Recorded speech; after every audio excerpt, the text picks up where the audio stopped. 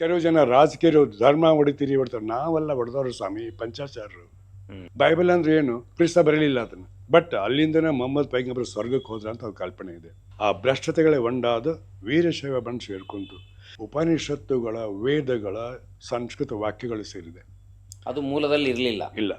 ಸಪ್ತಧಾತು ಸಮಂ ಪಿಂಡಂ ಸಮಯೋನಿ ಸಮುದ್ಭವಂ ಎಂಬುದಾಗಿ ಒಂದು 100 ವರ್ಷಗಳ ಹಿಂದೆ ನಾವೇನಾದ್ರೂ ಚರ್ಚೆ ಮಾಡಿದ್ರೆ ನಮ್ಮನ್ನ ಕಲ್ಲು ಹೊಡೆದು ಕೊಲ್ತಿದ್ರು. ವಚನ ದರ್ಶನ ಪುಸ್ತಕ ಬರೆದವರು ಪಂಚಾಚಾರ್ಯರಲ್ಲ. RSSನವರು. ಬಹಳ ಒಳ್ಳೆ ಪ್ರಶ್ನೆ. ನಾನು ಥ್ಯಾಂಕ್ಸ್ ಹೇಳ್ತೀನಿ. ಹಿಂದೂ ಸಂಸ್ಕೃತಿಯಲ್ಲಿ ಧರ್ಮದಲ್ಲಿ ಅಪರಾಧದ ಅರ್ಥವೇನು ವ್ಯಾಖ್ಯಾನವೇನು ಅದ್ರ ಮೇಲೆ ಬರೆಯ ಅಂತ. ಅದರಿಂದ ಮೌರ್ಯರ ಇತಿಹಾಸನೇ ಬದಲಿಯಾಗೋಯ್ತು.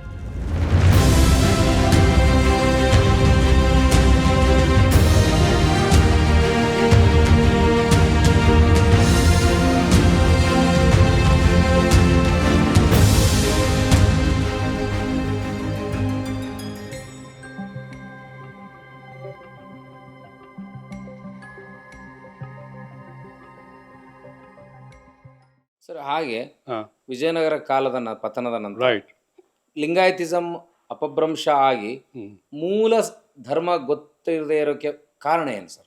ಯಾಕಂದ್ರೆ ಅಲ್ಲಿ ಪ್ರಾರಂಭವಾದಂಥ ಧರ್ಮದ ವಿಕಲ್ಪನೆ ಅಥವಾ ಒಂದು ರೂಪಾಂತರ ನಡುವೆ ಹೇಳುತ್ತ ತೂರಿಕೊಂಡು ಬಂದಂಥ ಕೆಲವು ತತ್ವಗಳೇನಿದೆಯಲ್ಲ ಅದು ಸಂಪೂರ್ಣ ವೈದಿಕ ದತ್ತ ಹೋಯ್ತಿತ್ತು.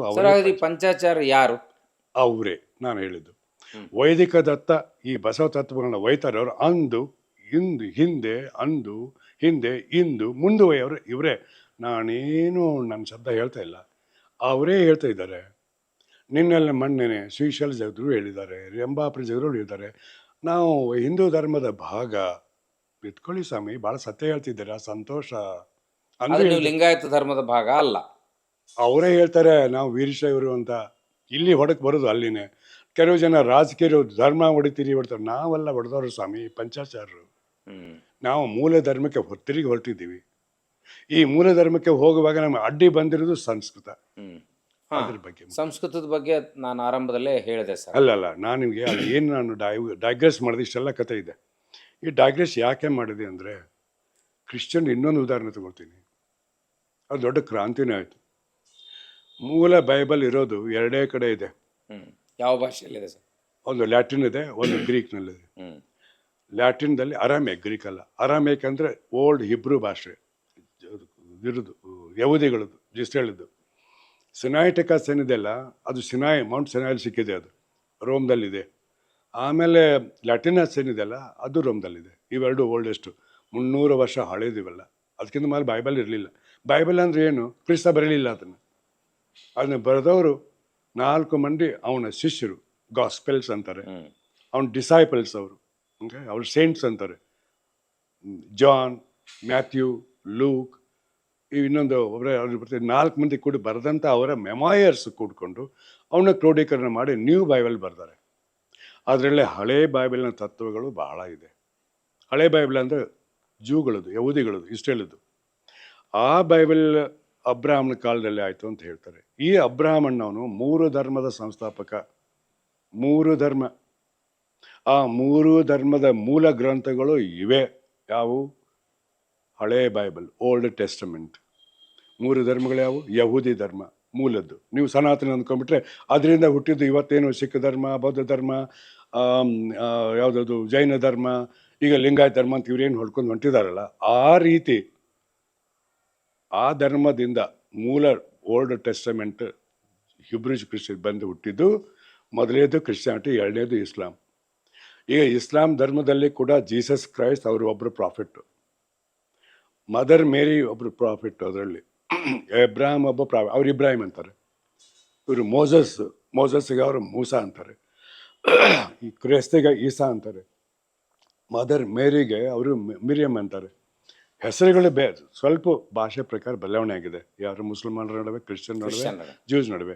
ಮೂಲ ಈಗ ಜೀಸಸ್ ಕ್ರೈಸ್ತ್ ಅನ್ನೋದು ಇಂಗ್ಲೀಷ್ ಶಬ್ದ. ಅದಕ್ಕೆ ಯಶುವ, ಕ್ರೈಸ್ತ್ ಅಂದರೆ ಮೆಸೆಂಜರ್, ಯಶುವ ಅಂದರೆ ಜೀಸಸ್. ಅದರ ವಿಬ್ರು ಹೆಸರು ಯಶುವ, ಅಲ್ಲಿ ಜೆ ಇಲ್ಲ, ಯಶುವ. ಜವವ ಅಂತಾರೆ, ಜವವ ಅಲ್ಲ, ಅದು ಯಾವೋವ. ಅವರ ಮೂಲದ ಅವರ ದೇವರು ಯಾರು? ಆಯವೇಯ. AWYH, ಆಯವ್ಯಯ. ಅದೇ ಯಹೋವ ಕ್ರಿಶ್ಚಿಯನ್ರಲ್ಲಿ. ಜೆಹೋವ ನೀವು ಪ್ರಶ್ನೆ ಮಾಡ್ಕೊಳ್ಳಿ. ಇಲ್ಲಿ ಅಲ್ಲಾಹ ಅನ್ನೋದು ಅಲೋಹ ಅನ್ನುವಂಥ ಹೀಬ್ರೂ ಶಬ್ದ ಬರ್ತದೆ, ಅಲ್ಲಾಹ ಅನ್ನೋದು ನೆನ್ಪಿಟ್ಕೊಳ್ಳಿ. ಅದಕ್ಕೆ ಜ್ಯೂಸ್ ಹೇಳ್ತಾರೆ, ನಾವು ಪೂಜೆ ಮಾಡುವ ದೇವರು ಮುಸಲ್ಮಾನರು ದೇವರು ಮಾಡೋ ಒಂದೇ ಅಂತ ಹೇಳ್ತಾರೆ, ಅಲ್ಲ ಅಲೋಹ ಅನ್ನೋ ಶಬ್ದ ಬರ್ತದೆ, ಅದು ಆಯವ್ಯಯ ಅನ್ನೋದು ಹೇಳ್ತಾರೆ. ಈ ಮೂರಕ್ಕೂ ಅಬ್ರಾಹ್ಮಣೆ ಮೂಲ ಪುರುಷ. ಅಲ್ಲಿ ಬರ್ತಕ್ಕಂಥ ವ್ಯಕ್ತಿಗಳೇ ಇವರಲ್ಲಿ ಇದ್ದಾರೆ. ಮೂರು ಮಂದಿಗಳೇ ಹೆಸರು ಹೆಚ್ಚು ಕಡಿಮೆ ಆಗಿದೆ. ನಾನು ಹೇಳಿದ್ದೀನಿ, ಅಬ್ರಾಹಮ್, ಜೀಸಸ್, ಈಸಾ, ಮುಸಾ, ಮೆರಿಯಮ್, ಜೋಸೆಫ್ ಅಂದರೆ ಯೂಸುಫ್, ಇವೆಲ್ಲ ಮುಸಲ್ಮಾನರ ಹೆಸರುಗಳು ಕುರಾನ್ದಲ್ಲೇ ಬರ್ತವೆ. ಇದು ನ್ಯೂ ಬೈಬಲ್ನೂ ಕೂಡ ಅದೇ ಮೂಲ ಜೆನೆಸಿಸ್ ಚಾಪ್ಟರ್ ಚಾಲು ಹೋಗೋದು ಅಲ್ಲಿಂದನೇ. ಆಮೇಲೆ ಅಲ್ಲಿ ಜೆನೆಸಿಸ್ ಚಾಪ್ಟ್ರು ಅಲ್ಲಿ ಮತ್ತೆ ಇದು ಅದಕ್ಕೆ ಪೆಂಟಾಟ್ಯೂಕ್ ಅಂತಾರೆ. 5 ಬುಕ್ಗಳು ಮುಖ್ಯ ಮೂಲ ಯಾರಿಗೆ ಓಲ್ಡ್ ಟೆಸ್ಟಮೆಂಟಲ್ಲಿ. ಅದಕ್ಕೆ 64 ಇದೆ, 24ಕ್ಕೆ ಮಾಡ್ತಾರಲ್ಲಿ 5 ಭಾಳ ಮುಖ್ಯ. ಪೆಂಟಾಟ್ಯೂಕ್ ಅದು ಜೆನೆಸಿಸ್, ದ ನಂಬರ್, ಡ್ಯೂಟರಾನಮಿ, ಆ ನಂತರ ಎಕ್ಸೋಡಸ್ ಅಂತ ಹಿಂಗೆ 5 ಭಾಗ ಬರ್ತವೆ. ಅಲ್ಲಿಯ ತತ್ವಗಳು ಈ 3 ಧರ್ಮದಲ್ಲಿ ಬಂದಿವೆ. ಇವು 5 ಪೆಂಟಾಟ್ಯೂಕ್. ಪೆಂಟ ಅಂದರೆ 5, ಟ್ಯೂಕ್ ಅಂದರೆ ಗ್ರಂಥಗಳು. 5 ಗ್ರಂಥಗಳೇನಿದೆಲ್ಲ ಓಲ್ಡ್ ಬೈಬಲ್ನಲ್ಲಿ ಭಾಳ ಮುಖ್ಯ. ಅವು 3 ಧರ್ಮ ಸೇರೋಗಿದೆ. ಆದ್ದರಿಂದ ಈಗ ಅತ್ಯಂತ ಕೆಟ್ಟ ಜಗಳ ಮಾಡೋರು 3ರಲ್ಲೇ ಇದೆ. ಜೆರೂಸಲಂ ಸಿಟಿಗೆ ನೀವು ಹೋದರೆ ಇಸ್ರೇಲಲ್ಲಿ 3 ಭಾಗಗಳಿದೆ. ಒಂದು ಭಾಗ ಕ್ರಿಶ್ಚಿಯನ್ರಿಗಿದೆ, ಒಂದು ಭಾಗ ಜೂಸ್ಗಿದೆ, ಒಂದು ಭಾಗ ಮುಸಲ್ಮಾನರದಿದೆ. ಅಲ್ಲಿ ಡೋಮ್ ಇದೆಲ್ಲ ಅದು ಮುಸಲ್ಮಾನರದು. 5ನೇ ಶತಮಾನದಲ್ಲಿ ಮುಸ್ಲಾಂ ಧರ್ಮ ಸಾಲ್ವಾಗದೆ 6ನೇ ಶತಮಾನ, 7ನೇ ಶತಮಾನ, 622 ಹಿಜ್ರಿ. ಸುಲೈಮಾನ್ ಅನ್ನುವಂಥ ಟರ್ಕಿಶ್ ಕಿಂಗ್ ಅದನ್ನು ಕಟ್ಟಿದ್ದು ಡೋಮ್. ಬಟ್ ಅಲ್ಲಿಂದನೇ ಮೊಹಮ್ಮದ್ ಪೈಗಂಬರ್ ಸ್ವರ್ಗಕ್ಕೆ ಹೋದ್ರ ಅಂತ ಅದು ಕಲ್ಪನೆ ಇದೆ. Rock of David fort, Solomon ಅವೆಲ್ಲ ಇರೋದು ಇವತ್ತು ಕೂಡ ಜ್ಯೂಸ್ ಕೈಯಲ್ಲಿದೆ. ಕ್ರಿಶ್ಚಿಯನ್ ಭಾಗ ಕೆಲವಿದೆ. ಕ್ರಿಶ್ಚಿಯನ್ ಭಾಗ ಆಮೇಲೆ ಹುಟ್ಟಿದ್ದು, ಅಂದರೆ ಮೊದಲನೇ ಶತಮಾನ ನಂತರದೆಲ್ಲ. ಇದು ಮುಸಲ್ಮಾನರ ಭಾಗ ಬಂದಿರೋದು 7ನೇ ಶತಮಾನ ಆ ನಂತರದ ಅವಧಿಯಲ್ಲಿ. ಆದರೆ ಜೂಯಿಸ್ ಇರೋದು ಓಲ್ಡ್ ಸಿಟಿ ಅಂತಾರೆ. ಇವು 3 ಭಾಗ ಯಾವಾಗಲೂ ಗಲಾಟೆಯಲ್ಲಿ. ಅದಕ್ಕೆ ಅವರು ಯುನೈಟೆಡ್ ನೇಷನ್ಸ್ ಅದು ಬಂದು ಕನ್ನಡ ಮಾಡಿದೆ. ಈಗ ಕೆಲವು ಭಾಗ ಇಸ್ರೇಲ್, ವೆಸ್ಟ್ ಬ್ಯಾಂಕ್ ಅಂತಾರಲ್ಲ, West Bank is with Israel, East Bank ಅವೆಲ್ಲ ಅದು ಬೇರೆ ಬೇರೆ ಭಾಗ ಮಾಡ್ಕೊಂಡಿದ್ದಾರೆ. ಗಾಜಾ ಸ್ಟ್ರಿಪ್ ಅಂತಾರೆ. ಅದು ಪೂರ್ಣ ಅದು ಬಿಟ್ಬಿಟ್ಟು ಹೊರಗಡೆ ಇದೆ, ಸಮುದ್ರ, ಮೆಡಿಟ್ರೇನಿಯನ್ ಸಮುದ್ರ ಇದೆ. ಇಲ್ಲಿ ಜೋರ್ಡಾನ್ ರಿವರ್ ಬರ್ತದೆ. ಆ ರಿವರ್ದ ವೆಸ್ಟಿಗೆ ಇರೋದು ವೆಸ್ಟ್ ಬ್ಯಾಂಕ್, ಆಚೆ ಕಡೆ ಇರೋದು ಜೋರ್ಡನ್, ಸಿರಿಯಾ, ಲೆಬನನ್ ಅವೆಲ್ಲ ದೇಶಗಳು. ಒಂದೇ ರಿವರು 5 ದೇಶಗಳನ್ನು ಕ್ರಿಯೇಟ್ ಮಾಡುತ್ತೆ ಅಲ್ಲಿ. ಅದು ಜೋರ್ಡಾನ್ ರಿವರ್. ಜೋರ್ಡಾನ್ ದೇಶನೂ ಇದೆ, ಆ ನದಿ ಹೆಸರು ಬಂದಿದೆ. ಇಲ್ಲಿ ಅವ್ರ ಇತಿಹಾಸ ಇದೆಯಲ್ಲ. ಇಲ್ಲ ಏನು ಹೇಳಕ್ಕೆ ಹೊರಟೆ, ಅದು ಹೇಗೆ ಇಲ್ಲಿ ಲಿಂಗಾಯತ ಧರ್ಮಕ್ಕೆ ಕನೆಕ್ಟ್ ಆಯಿತು? ಇದು ಇರೋದು ಹೀಗೇನೆ. ವಿಜಯನಗರ ಸಾಮ್ರಾಟ ಚಾಲು ಆದಮೇಲೆ ಇಲ್ಲಿಯೂ ಕೂಡ ಭ್ರಷ್ಟತೆಗಳು ಬಂದವು. ಆ ಭ್ರಷ್ಟತೆಗಳೇ ಒಂದಾದ ವೀರಶೈವ ಬಂದು ಸೇರ್ಕೊಂತು. ಈಗ ನಮಗೆ ಸಿಕ್ಕಂಥ ವಚನಗಳಲ್ಲಿ ಭಾಳಷ್ಟು ವಚನಗಳು 15-16ನೇ ಶತಮಾನದಲ್ಲಿ ಸಂಕಲನಗೊಂಡವು. ಈ ಸಂಕಲನದಲ್ಲಿ 648 ವಚನಗಳಲ್ಲಿ, ಎಷ್ಟು 648 ವಚನಗಳಲ್ಲಿ ಔಟ್ ಆಫ್ 12,000 and odd ವಚನಗಳು. ಅದರಲ್ಲಿ ಉಪನಿಷತ್ತುಗಳ, ವೇದಗಳ, ಸಂಸ್ಕೃತ ವಾಕ್ಯಗಳು ಸೇರಿದೆ. ಅದು ಮೂಲದಲ್ಲಿ ಇರಲಿಲ್ಲ. ಇಲ್ಲ. ಈಗ ಅದನ್ನ ವಾಕ್ಯಗಳನ್ನ ಬಿಟ್ಬಿಡ್ರಿ ನೀವು, ವಚನದ ಅರ್ಥದಲ್ಲಿ ಏನು ವ್ಯತ್ಯಾಸ ಆಗಲ್ಲ, ಬದಲಾವಣೆ ಆಗೋದಿಲ್ಲ. ತೆಗೆದು ನೋಡಿ, ಭೇದ ವಚನ ತಗೊಳ್ಳಿ. ಈಗ ಫಾರ್ ಎಕ್ಸಾಂಪಲ್ ಒಂದು ವಚನ ಏನು, ಕಾಶಿ ಕಮ್ಮಾರನಾದ, ಬೀಸಿ ಮಡಿವಾಳನಾದ, ವೇದವನ್ನು ಹಾರುವನಾದ, ಕರ್ಣದಳು ಜನಿಸಿದವರು ಉಂಟೆ ಜಗದಳು. ಈ ವಚನ ಪ್ರಾರಂಭ ಆಗೋದು ಸಪ್ತ ಧಾತು ಸಮಂ ಪಿಂಡಂ ಸಮಯೋನಿ ಸಮುದ್ಭವಂ ಎಂಬುದಾಗಿ. ಸಪ್ತಧಾತು ಸಮಂ ಪಿಂಡಂ ಸಮಯೋನಿ ಸಮುದ್ಭವಂ ಎಂಬುದಾಗಿ ಕಾಶಿ ಕಮ್ಮಾರನಾದ, ಬೀಸಿ ಮಡಿವಾಳನ. ಅಲ್ಲೇನಿದೆ, ಸಪ್ತಧಾತುಗಳಿಂದ ನಿರ್ಮಾಣವಾದಂತಹ ಈ ದೇಹ ಅದೇ ಜನನಿಯ ಮೂಲಕ ಉದ್ಭವಿಸಿದೆ. ಅದೇ ಜನನಿಯ ಜನನ ರಂಧ್ರದಿಂದ ಹುಟ್ಟಿದ್ದು. ಬಸವನ ಹೇಳ್ತೆ, ಕರ್ಣದೊಳು ಜನಿಸಿದವರು ಉಂಟೆ ಜಗದಳು. ಎಲ್ಲರೂ ಹುಟ್ಟಿದ ತಾಯಿಯ ಯೋನಿಯಿಂದನೇ. ಸಮಂ ಪಿಂಡಂ ಸಮಯೋನಿ ಸಮುದ್ಭವಂ. ಸಮಯೋನಿ ಅಂದರೆ ಅದೇ ಜನನ ಮಾರ್ಗ, ಬರ್ತ್ ಕೆನಾಲ್, ಅದೇ ಯೋನಿ. ಈ ವಚನ ಹೇಳುತ್ತೆ. ಅದನ್ನು ಕೂಡ್ಸೋಕ್ಕೆ ಇವರೊಂದು ಸಂಸ್ಕೃತ ವಾಕ್ಯ ಸೇರಿಸಿದ್ರು. ನೀವು ವಾಕ್ಯ ತೆಗೆದುಬಿಡಿ, ಅದೇ ರೀತಿ ಇನ್ನೂ ಭಾಳ ಬರ್ತವೆ ವಚನಗಳು. ಅಂಥದ್ದು 648. ಅದನ್ನೇ ಅಧ್ಯಯನ ಮಾಡಿ, ವಿಶ್ಲೇಷಣೆ ಮಾಡಿ ಒಂದು PhD ಪಡೆದ್ರು ಒಬ್ಬ ಸ್ವಾಮಿಗಳು. ಆ ನಂತರ ಮಾದೇ ಸ್ವಾಮಿಗಳು ಇನ್ನೊಂದು ದೊಡ್ಡ ಗ್ರಂಥ ಬರೆದು ಅದಕ್ಕೆ PhD ಬಂತು ಅವರಿಗೆ. ಮೈಸೂರಿನ ಕುಂದೂರು ಇಮ್ಮಡಿ ಶಿವಬಸವ ಸ್ವಾಮಿಗಳು, ಮೈಸೂರವರು. ಸೊ ಅವರು ಮೈಸೂರಿನ PhD ಮಾಡಿದರು. ಸೊ ಇದ್ರ ಮೇಲೆ ಇದು ನಂತರ ಬಂದು, ಎಲ್ಲಿಂದ ಬಂದು, ಯಾವಾಗ ಬಂದು, ಹೇಗೆ ಬಂದು, ಯಾಕೆ ಬಂದು, ಎಲ್ಲ ಬುಕ್ನಲ್ಲಿದೆ. ಸಂಬಂಧಪಟ್ಟ ಓದ್ಕೊಳ್ಬೋದು. ವಚನಗಳಲ್ಲಿ ಸಂಸ್ಕೃತೋಕ್ತಿ ಆ ಪುಸ್ತಕದ ಹೆಸರು. ವಚನಗಳಲ್ಲಿ ಸಂಸ್ಕೃತೋಕ್ತಿ ಇರಲೇ ಇಲ್ಲ, ಮುಂಚೆ ಇರಲಿಲ್ಲ. ಇರ್ಲೇ ಇದು ಇಲ್ಲ. 648 ಶ್ಲೋಕಗಳನ್ನು ನೀವು ಬಿಟ್ಬಿಟ್ಟು ಓದ್ಕೊಳ್ಳಿ. ವಚನದ ಅರ್ಥ ಏನು ಆಗೋದಿಲ್ಲ, ಬದಲಾವಣೆ ಆಗೋದಿಲ್ಲ. ಆದ್ದರಿಂದ ಇವರು ನಂತರ ಸೇರಿಸ್ಪಟ್ಟಿದ್ದು. ಇದು ಆಗಿದ್ದು ವಿಜಯನಗರ ಕಾಲದಲ್ಲಿ. ವೀರಶೈವನ ಶಬ್ದ ಮೊದಲು ಇತ್ತು ಅಂತ ಹೇಳ್ತಾರೆ, ಇರ್ಬೋದು, ಅದಕ್ಕೆ ನಮ್ಮ ಅಭ್ಯಂತರ ಇಲ್ಲ. ಇದ್ದಿದ್ದು ಮೊದಲಲ್ಲಿ ಸೇರಿಕೊಂಡಿದ್ದು ಆ ಕಾಲದಲ್ಲಿ ಸುಮಾರು 250 ವಯಸ್ಸು ವಚನಗಳಲ್ಲಿ ಅದು ಬಂದಿದೆ. 12,000 ವಚನಗಳಲ್ಲಿ 250 ವರ್ಷಗಳಲ್ಲಿ ಬಂದಿದೆ. 250, 648 ಇವನು ಬಿಟ್ಬಿಡಿ, ಎಷ್ಟು ಉಳಿತವೆ? 640 12,000 ತೆಗೆದು ಎಷ್ಟು ಉಳಿತು? 11,300 ಅಷ್ಟು ವಚನ ಉಳಿತು. ಇವಾಗ 250 ಶಬ್ದ ಬಿಟ್ಬಿಡಿ, ಎಷ್ಟು ಉಳಿತು? ಇನ್ನು 11,700 ಅಷ್ಟು ಉಳಿತು. ಅಷ್ಟು ವಚನ ಇಲ್ವೇ ಇಲ್ಲ ಇದು. ಇದು ಹೇಗೆ ನೀವು ಅಪಾರ್ಥ ಹಚ್ಚಾಕತ್ತೀರಿ? ಭಾಳ ಮಂದಿ ಗೊತ್ತಾಗೋದಿಲ್ಲ. ಯಾಕೆ ಗೊತ್ತಾಗಿಲ್ಲ ಅಂದರೆ ಎಲ್ಲರೂ ಕೂತ್ಕೊಂಡು 10-20 ವರ್ಷ ಓದುವ ಒಂದು ಅವಕಾಶ ಎಲ್ಲಿ ಇರ್ತದೆ? ಅರ್ಥೈಸುವ ಹೇಗಿರ್ತಾರೆ? ಸಾಮಾನ್ಯ ಜನರು ಹ್ಞೂ ಅಂದ್ಬಿಡ್ತಾರೆ. ಈ ಹ್ಞೂ ಅಂದಿದ್ದೇನೆ ತಪ್ಪಾಗಿದೆ. ಸರ್, ಸಾಮಾನ್ಯ ಜನರಿಗೆ ಇದು ಅರ್ಥ ಆಗೋ ಅವಶ್ಯಕತೆ ಇದೆಯಾ? ಲಿಂಗಾಯತ ಧರ್ಮದ ಪುನರುತ್ಥಾನ ಸಂದರ್ಭದಲ್ಲಿ ಪ್ರತಿಯೊಬ್ಬರು ಇತಿಹಾಸ ತಿಳ್ಕೊಬೇಕಂತ ಬಯಸ್ತಿರೋ? ಇದು ಇತಿಹಾಸ ತಿಳ್ಕೊಳ್ಬೇಕು, ಧರ್ಮ ತಿಳ್ಕೊಳ್ಬೇಕು ಅನ್ನುವಂಥ ಸಂಪೂರ್ಣ ಹಂಬಲ ಈಗ ಭಾಳಷ್ಟು ಜನರಲ್ಲಿ ಇದೆ. ಈಗ ನಿಮ್ಗೆ ಉದಾಹರಣೆ, ಇವತ್ತು ಧಾರವಾಡದಲ್ಲಿ ಒಂದು ಮೀಟಿಂಗ್ ಆಯಿತು, ನಮ್ಮ ಸಭೆ ಆಯಿತು. ಮೊನ್ನೆ ಮೈಸೂರಲ್ಲಾಯಿತು. ಅಶೀಗ ಒಂದು 3 ವಾರದ ಹಿಂದೆ ಬೆಂಗಳೂರಲ್ಲಾಯಿತು. ಏನದು? ಈ ವಚನ ದರ್ಶನ ಮಿಥ್ಯ ವರ್ಸಸ್ ಸತ್ಯ ಅದನ್ನು ಬಿಡುಗಡೆಗೆ ಸಂಪೂರ್ಣವಾಗಿ ನಾವು ಎಕ್ಸೆಪ್ಟ್ ಮಾಡೋದಕ್ಕಿಂತ 3-4 ಪಟ್ಟು ಜನ ಬಂದರು. ಆ ಹಾಲ್ ಎಷ್ಟಿತ್ತು ತುಂಬೋಗಿ ಡಬಲ್ ಟ್ರಿಬಲ್ ಜನ. ನಾವು CCTV ಹಾಕಿದ್ವಿ. ಯಾಕೆ ಬಂದರು ಎಲ್ಲ? ಇದಕ್ಕೋಸ್ಕರ ಸತ್ಯ ತಿಳ್ಕೊಬೇಕಾಗಿದೆ. ಯಾಕೆ ಬಂದರು? ಒಂದು 100 ವರ್ಷಗಳ ಹಿಂದೆ ನಾವೇನಾದರೂ ಚರ್ಚೆ ಮಾಡಿದ್ರೆ ನಮ್ಮನ್ನು ಕಲ್ಲು ಹೊಡೆದು ಕೊಲ್ತಿದ್ರು. ಯಾಕೆ? ಇದು ಇರಲಿಲ್ಲ. ಯಾಕೆ ಇರಲಿಲ್ಲ? ಅದು ಪ್ರಶ್ನೆ. ಅದೇ ಮುಖ್ಯ. ನಮ್ಮ ಅಜ್ಞಾನ ಅಂತ ಹೇಳ್ತಿರಲ್ಲ, ಈ ಅಜ್ಞಾನ 19ನೇ ಶತಮಾನದ 2ನೇ ದಶಕದವರೆಗೆ ಹೀಗೇ ಇತ್ತು. ಅಂದ್ರೆ ಹಳಕಟ್ಟಿಯವರು ಸಂಶೋಧನೆ ಮಾಡೋದಕ್ಕಿಂತಲೂ ಪೂರ್ವದಲ್ಲಿ ನಾನು ಇವತ್ತು ಬೆಳಗ್ಗೆ ಇದೇ ಮಾತನ್ನು ಹೇಳಿದ್ದೀನಿ. ಹಳಕಟ್ಟಿಯವರು ಹುಟ್ಟಲಾರ್ದೇ ಇದ್ದರೆ, ವಚನ ಸಂಶೋಧನೆ ಮಾಡಲಾರ್ದೇ ಇದ್ದರೆ, ನಮ್ಮ ಬೇರೆ ಬೇರೆ ಮಠಗಳು ಮಠೇತರರು ಕೂಡ್ಕೊಂಡು ವಚನ ಪ್ರಚಾರ ಪ್ರಸಾರ ಮಾಡಲಾರ್ದೆ ಹೋಗಿದ್ರೆ ಇವತ್ತಿನ ತಿಳುವಳಿಕೆ, ನಿಮ್ಮ ತಿಳುವಳಿಕೆ, ನನ್ನ ತಿಳುವಳಿಕೆ, ಅನೇಕ ಮಠಾಧೀಶ ತಿಳುವಳಿಕೆ ಆಗ್ಲಿಕ್ಕೆ ಸಾಧ್ಯನೇ ಇರಲಿಲ್ಲ. ಸರ್, ಸಂಸ್ಕೃತದ ಮೇಲೆ ವ್ಯಾಮೋಹ ಹುಟ್ಟಲಿಕ್ಕೆ ಏನು ಕಾರಣ ಇರ್ಬೋದು ಸರ್? ಅದನ್ನು ಬರ್ತೀನಿ ಈಗ. ಇದು ಕನ್ನಡ ವ್ಯಾಮೋಹ ಬೆಳೀತಲ್ಲ, ವಚನಗಳಿಗೆ ವ್ಯಾಮೋಹ ಬೆಳೀತಲ್ಲ. ಈಗ ಭಾಳ 60-70 ವರ್ಷದಿಂದ ಬಂದಿದ್ದು. ಅನೇಕ ಪೇಪರ್ಗಳು, ಟೈಮ್ಸ್ ಆಫ್ ಇಂಡಿಯಾದ ಒಂದು ಆರ್ಟಿಕಲ್ ಬರೆದ್ರು, Lingayats are going back to their roots. ಬಹಳಷ್ಟು ಲಿಂಗಾಯತರು ಈಗ ತಮ್ಮ ಮೂಲಕ್ಕೆ ಹೋಗ್ತಾ ಇದ್ದಾರೆ. ಅದು ಸತ್ಯ. ಕೇವಲ 60-70 ವರ್ಷಗಳ ಇತ್ತೀಚೆಗೆ. ಅದಕ್ಕೆ ಮೂಲ ಸನಾತನಿಗಳಿಗೆ, ವೈದಿಕರಿಗೆ ಹೊಟ್ಟೆ ಕಿಚ್ಚು ಬಂದಿದ್ದು ಇದು. ಸರ್, ಮೂಲ ಸನಾತನಗಳು ನಮ್ಮ ಪ್ರಕಾರ ನಮಗಿರೋ ಪಂಚಾಚಾರ ವೀರಶೈವರು ಇಲ್ಲ, ಅದ್ರಲ್ಲಿ ಒಬ್ರು ಬೇಡ ಸರ್ ಅಂತ ಅಲ್ಲ. ಅದರಲ್ಲಿ ಅವ್ರು ಪ್ರಮುಖರಿಂದ ಇಟ್ಕೊಂಡು ಅವ್ರು ಒಬ್ಬರೇ ಅಲ್ಲ. ಈಗ ನಮಗೆ ಈ ವಚನ ದರ್ಶನ ಪುಸ್ತಕ ಬರೆದವರು ಪಂಚಾಚಾರರಲ್ಲ. RSSನವರು ನೇರವಾಗಿ ಅವರೇ ಮಾಡಿದ್ದಾರೆ, ಬರೆಸಿದ್ದಾರೆ. 10 ಕಡೆಯಲ್ಲಿ ಇನಾಗ್ರೇಟ್ ಮಾಡಿದ್ದಾರೆ. 10 ಕಡೆಯಲ್ಲಿ ಭಾಷಣ ಮಾಡಿದವರು ಅದರ ಪ್ರಮುಖರೇ. ಬೇರೆ ಅದೇನು ಕದ್ದು ಮುಚ್ಚಿ ಇಲ್ಲ, ಓಪನ್ ಆಗೇ ಮಾಡಿದ್ದಾರೆ ಸರ್. ವೇದಗಳ ಮುಂದುವರೆದ ಭಾಗ ಅಂತ ಹೇಳಿದ್ದಾರೆ. ಸ್ವತಂತ್ರ ಧರ್ಮ ಅನ್ನೋ ಕಾನ್ಸೆಪ್ಟ್ ಎಲ್ಲಿ ವಚನಗಳಲ್ಲಿ ಸಿಗೋದಿಲ್ಲ ಅಂತ ಹೇಳ್ತಾರೆ. ಜೊತೆಗೆ ಏನ್ ಹೇಳ್ತಾರೆ, ಅನುಭವ ಮಂಟಪ ಇರಲೇ ಇಲ್ಲ, ಅದು ಮುಂದುವರೆದ ಭಾಗ ಸರ್. ಸ್ಟೇಟ್ಮೆಂಟ್ ಈಗ ಅದು ಇತ್ತೀಚೆಗೆ ಆಗ್ತದೆ. ಇದು ಆಗಿದ್ದು ಕಳೆದ 1 ವರ್ಷದಲ್ಲಿ. 1 ವರ್ಷದಲ್ಲಿ ನೇರವಾಗಿ ಹೆಡ್ ಆನ್ ಕಾಲೇಜಲ್ಲಿ ಮಾಡ್ತಿರೋರು RSSನವರು. ಅದಕ್ಕಿಂತ ಪೂರ್ವದಲ್ಲಿ ನಮ್ಮ ಪಂಚಾಚಾರ ಇದ್ರು. ಪಾಪ ಅವರು ಯಾಕೋ ಕ್ವಾಯಟ್ ಆಗಿದ್ದಾರೆ, ಆಗ್ತಾ ಇದ್ದಾರೆ, ಇನ್ನೂ ಕ್ವಾಯಟ್ ಆಗ್ತಾರೆ. ಕಾಲ ಬರ್ತದೆ, ಒಂದೆಲ್ಲ ಅವರೇ ಬರ್ತಾರೆ, ಸೇರ್ಕೋತಾರೆ. ಅದ್ರ ಬಗ್ಗೆ ನನಗೆ ಸಂಪೂರ್ಣ ಆಶಾವಾದಿ ಇದ್ದೀನಿ ನಾನು. ಯಾಕೆ ಸರ್ ಅವ್ರನ್ನ ಸೇರಿಸ್ಕೊಳ್ಳೋ ಅಗತ್ಯ ಇದೆಯಾ? ಅದ್ರ ಬದಲು ನಾವು ಕೇಳ್ತಾ ಅವ್ರು ಬಂದು ಸೇರಿದ ಬೇಡ ಅನ್ಬಾರ್ದು ಅಷ್ಟೇ. ನಾವು ಬಂದು ಸೇರ್ಕೊಳ್ಳಿ ಅಂತ ಹೇಳ್ತಾ ಇಲ್ಲ. ನಾವು ನಿಮ್ಮ ವಿರೋಧಿಗಳಲ್ಲ. ನಿಮ್ಮ ತಪ್ಪನ್ನು ಅವರೇ ಮಾಡ್ಕೊಂಡು ಬಂದ್ರೆ ಬಹಳ ಸಂತೋಷ.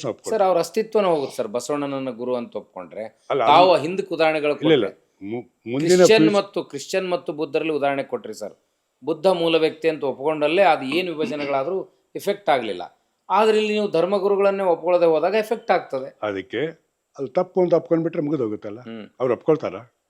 ಒಪ್ಕೊಳ್ಳಲ್ಲ ಸರ್. ಯಾವಾಗ ಒಪ್ಕೊಳ್ತಾರೆ? ಕಾಲ ಬರ್ತದೆ. ಈಗ ಇತ್ತೀಚೆಗೆ ಕಳೆದ ಒಂದು ವರ್ಷದ ಅವಧಿಯಲ್ಲಿ ಇಲ್ಲ ಒಂದು ಇಬ್ಬರು ಚೆನ್ನಾಗಿ ಮಾತಾಡ್ತಾ ಇದ್ದಾರೆ. ಬಸವಣ್ಣ ನಮ್ಮ ವೈರಿ ಅಲ್ಲ, ಬಸವಣ್ಣ ನಮ್ಮ ಕೂಡ ಇದ್ದ ಅಂತ ಹೇಳ್ತಿದ್ದಾರೆ. ಕೊನೆಗೆ ಬಸವಣ್ಣ ನಮ್ಮ ಗುರು ಅನ್ನೋಂಥ ಕಾಲ ಬರ್ಬೋದು, ಯಾವಾಗ ಬರ್ತದೆ ಗೊತ್ತಿಲ್ಲ. ಬರ್ಲಿಕ್ಕಂದ್ರೆ ಸಂತೋಷ, ನೀವು ಹೊರಟೋಗಿ, ನಿಮ್ಮ ಧರ್ಮ ಬೇರೆ ಅಂತ ಹೇಳ್ಕೊಳ್ತೀರಲ್ಲ, ಬಂದೋಗಿ, ನಿಮ್ಮ ಗುರುಗಳು ನಿಮಗೆ ಬೇರೆ ಇಟ್ಕೊಳ್ಳಿ. ನಮ್ಮ ಗುರು ನೀವಲ್ಲ, ನಮ್ಮ ಗುರು ಬಸವಣ್ಣ ಅಷ್ಟೇ. ನಮ್ಮ ಗುರು ಬಸವಣ್ಣ, ನಮ್ಮ ಭಾಷೆ ಕನ್ನಡ, ನಮ್ಮ ಧರ್ಮಗ್ರಂಥ ವಚನಗಳು ಅಷ್ಟೇ. ವಚನಗಳು, ವಚನಕಾರರ ಶರಣರ ಚರಿತ್ರೆಗಳು, ಆತ್ಮಚರಿತ್ರೆಗಳು, ಇದು ಭಾಳ ಮುಖ್ಯ. ಆದ್ದರಿಂದ ಆ ಕಾಲ ಯಾವಾಗ ಬರ್ತದೆ ನನಗೆ ಗೊತ್ತಿಲ್ಲ. ಕಳೆದ 60-70 ವರ್ಷಗಳ ಆದಂಥ ಏನು ಬದಲಾವಣೆ ಇದೆಯಲ್ಲ ಲಿಂಗಾಯತರಲ್ಲಿ, ಕರ್ನಾಟಕ, ಮಹಾರಾಷ್ಟ್ರ, ಆಂಧ್ರ, ತೆಲಂಗಾಣ ಎಲ್ಲಿದೆ, ಅಗಾಧವಾದಂಥ ಬೆಳವಣಿಗೆ. ಅಗಾಧವಾದದ್ದು ಅಂದರೆ ಅಗಾಧವಾದ್ದು. ನೀವೇನು ನೋಡಬೇಡಿ, ನಮ್ಮ ರಾಜಕೀಯ ನಾಯಕರನ್ನು ಕೇಳಲೇಬೇಡಿ, ಮಠದ ಹತ್ತಿರ ಹೋಗಲೇಬೇಡಿ, ಸಾಮಾನ್ಯ ಜನರು ಎಷ್ಟು ಪ್ರಮಾಣದಲ್ಲಿ ಸೇರ್ತಾರೆ ನನಗೆ ನಂಬಿಕೆ ಆಗಲಿಲ್ಲ. ಒಂದು ವರ್ಷದ ಹಿಂದೆ ನಾವು ಒಂದು ಅಧಿವೇಶನ ಮಾಡಿದ್ದೀವಿ, ಎಲ್ಲಿ ಬಸವ ಕಲ್ಯಾಣದಲ್ಲಿ 3 ದಿವಸದ ಅಧಿವೇಶನ. ಅಲ್ಲಿ ನಾವು ತಿಳ್ಕೊಂಡು 10-20 ಸಾವಿರ ಜನ ಬರ್ತಾರೆ ಅಂದರೆ, ಬಂದವರು 1,00,000 ಜನ. ನಾವು ಅವ್ರನ್ನ ಎಲ್ಲಿ ಗಾಡಿ ಕೊಟ್ಟವರು ಕರ್ಕೊಂಡು ಬರಲಿಲ್ಲ. ಯಾವ MLAಗಳನ್ನ ದುಡ್ಡು ಇಸ್ಕೊಂಡು ಮಂದಿ ಹಚ್ಚಿ ಗಾಡಿ ಕರ್ಕೊಂಬನ್ನಿ ಊಟ ಕೊಡಿ ಅಂತ ಹೇಳಿಲ್ಲ. ತಾವೇ 1,00,000 ಜನ. ಹೇಗೆ ಪಿನ್ ಡ್ರಾಪ್ ಸೈಲೆನ್ಸಿಂದ 10:30 ಗಂಟೆಯಿಂದ 6 ಗಂಟೆ 7:30 ಕೂತಿದ್ದಲ್ಲ, ಆ ಪೇಷನ್ಸ್ ನೋಡಬೇಕು. ಬಂದವ್ರನ್ನ ಯಾರು ಬಾಡಿಗೆಯನ್ನು ಕರ್ಕೊಂಬಂದವ್ರಲ್ಲ, ದುಡ್ಡು ಕೊಟ್ಟು ಕರ್ಕೊಂಬಂದವ್ರಲ್ಲ, ಸಾರಿಗೆ ನೀರು ಕರ್ಕೊಂಬಂದವ್ರಲ್ಲ. ಅಂದರೆ ಲಿಂಗಾಯತ ಧರ್ಮದ ಸಾರವನ್ನು ತಿಳ್ಕೊಳ್ಳೋಕೆ ಜನರಿಗೆ ಉತ್ಸಾಹ ಇದೆ, ಕುತೂಹಲ ಇದೆ.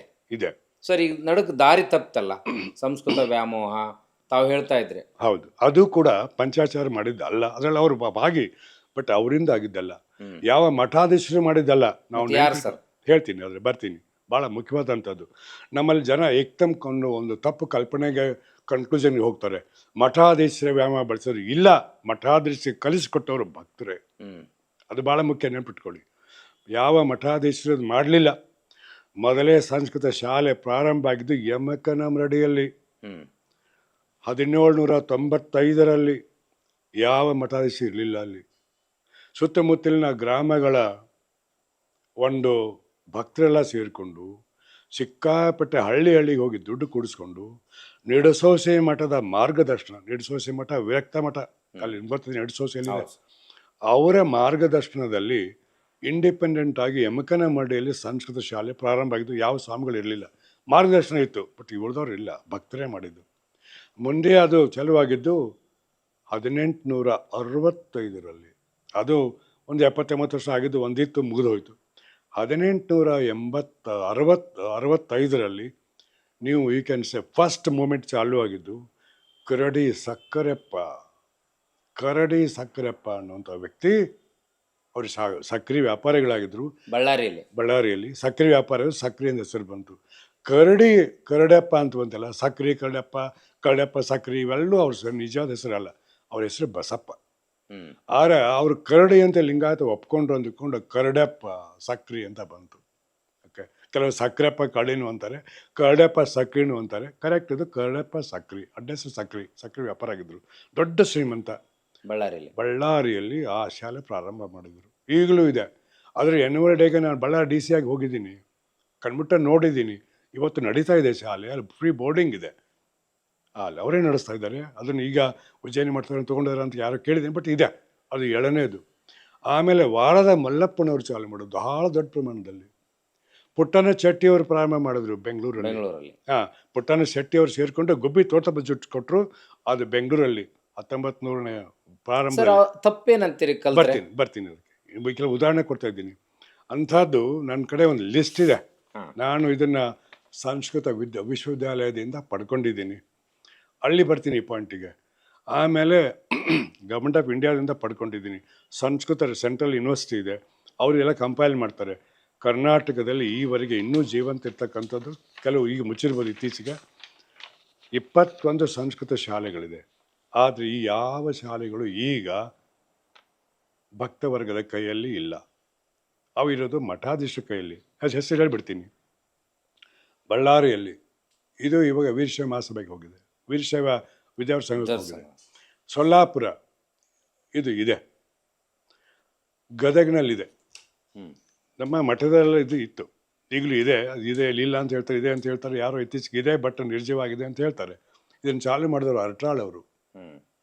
ಅವರು ದುಡ್ಡು ಕೊಡಿಸ್ಕೊಟ್ರು ಇಲ್ಲ ಆ ಸಭೆಯಲ್ಲಿ 10,000 ರೂಪಾಯಿ ಆಗ ಸ್ವಾಮಿಗಳು ಚಾಲು ಮಾಡಿದ್ರು.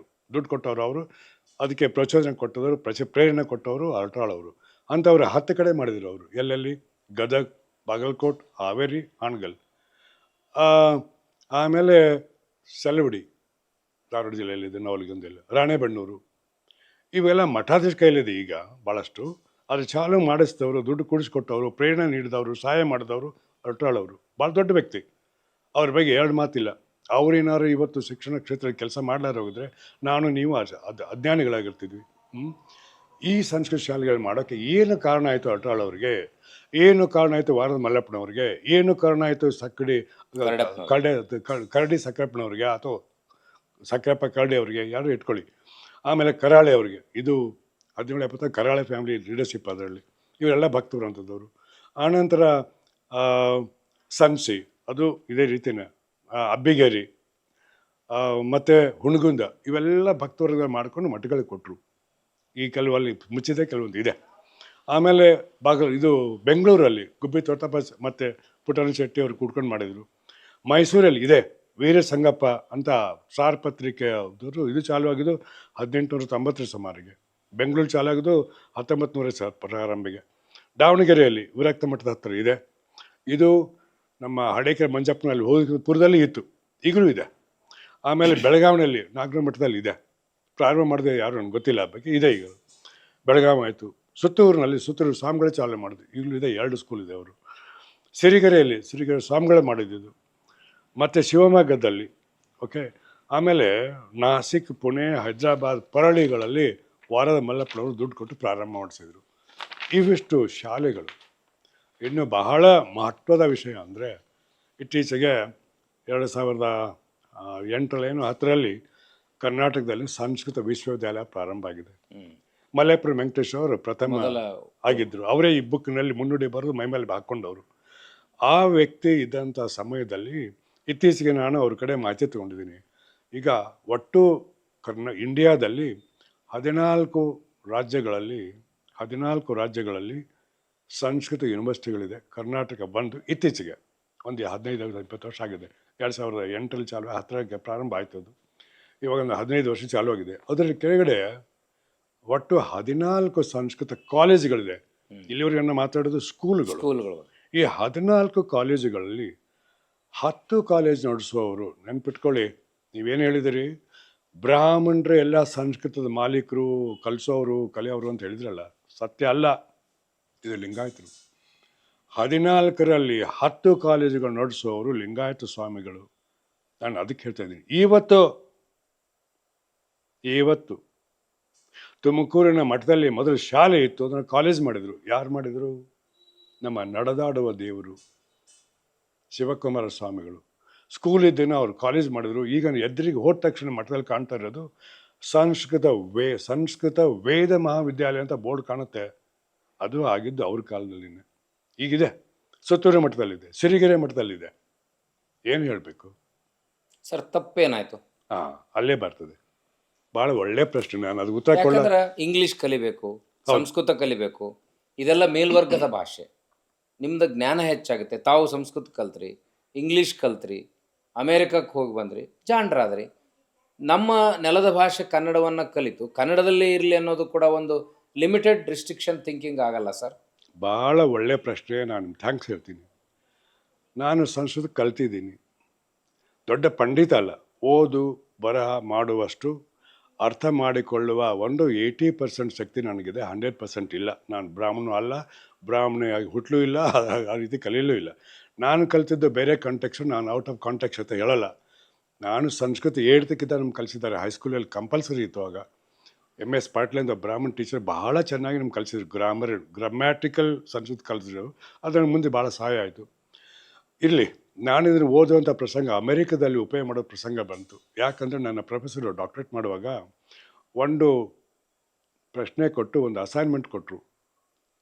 ನನ್ನ ಹೆಸರು ಶಿವಾನಂದ, ಅಮೆರಿಕದಲ್ಲಿ ನಿಕ್ ನೇಮ್ ಇಡ್ತಾರೆ, ಅವ್ರಿಗೆ ಶಿವ ಅಂತಿದ್ರು. ಶಿವ, ನೀನು ಭಾರತದಿಂದ ಬಂದಿದೆಯಾ, ನಮ್ಮ ಯೂನಿವರ್ಸಿಟಿಯಲ್ಲಿ ಮೊದಲೇ ಭಾರತೀಯ ಸ್ಟೂಡೆಂಟ್ ನೀನು ಒಂದು ನಾನು ನಿನಗೊಂದು ಅಸೈನ್ಮೆಂಟ್ ಕೊಡ್ತೀನಿ, ನೀನು ಮಾಡು.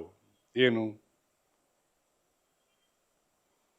ಇನ್ Hindu thought what is a definition of crime hmm. ಅಂದರೆ ಹಿಂದೂ ಸಂಸ್ಕೃತಿಯಲ್ಲಿ ಧರ್ಮದಲ್ಲಿ ಅಪರಾಧದ ಅರ್ಥವೇನು ವ್ಯಾಖ್ಯಾನವೇನು ಅದ್ರ ಮೇಲೆ ಬರೆಯ ಅಂತ ನಾನು ತಕ್ಷಣ ಉತ್ತರ ಕೊಟ್ಟೆ, ನಾನು ಬರೋಕ್ಕಾಗಲ್ಲ, ನನ್ನ ಸಂಸ್ಕೃತ ಜ್ಞಾನ ಕಡಿಮೆ, ಇತಿಹಾಸ ವಿದ್ಯಾರ್ಥಿ ನಾನಲ್ಲ, ಫಿಲಾಸಫಿ ವಿದ್ಯಾರ್ಥಿ ನಾನಲ್ಲ, ಆದರೆ ತರ್ಕಶಾಸ್ತ್ರ ವಿದ್ಯಾರ್ಥಿ ಹೌದು. ನಾನು ಕರ್ನಾಟಕದಲ್ಲಿ ತರ್ಕಶಾಸ್ತ್ರ ಓದಿದ್ದೀನಿ. ಇವತ್ತು ಕೂಡ ನಾನು ಹೈಯೆಸ್ಟ್, ನನಗೆ ರೆಕಾರ್ಡ್ ಇದೆ, ಹೈಯೆಸ್ಟ್ ಮಾರ್ಕ್ಸು 83% ತರ್ಕಶಾಸ್ತ್ರದಲ್ಲಿ. ತರ್ಕಶಾಸ್ತ್ರ ಅಷ್ಟೇ, ಅದು ವೈಜ್ಞಾನಿಕ. ಆದರೆ ವೇದ ಇತಿಹಾಸ ನಾನು ಓದಿಲ್ಲ, ಇತಿಹಾಸ ನನಗೆ ಗೊತ್ತಿಲ್ಲ, ಆದರೆ ನಾನು ಬರೆಯೋಕ್ಕಾಗಲ್ಲ. ನೀವೇನಾದ್ರು ಬರಿ ಅಂದರೆ 3 ತಿಂಗಳಲ್ಲಿ ಆಗಲ್ಲ, ಇದು 3 ವರ್ಷ ಆದರೂ ಆಗಲಿಕ್ಕಿಲ್ಲ.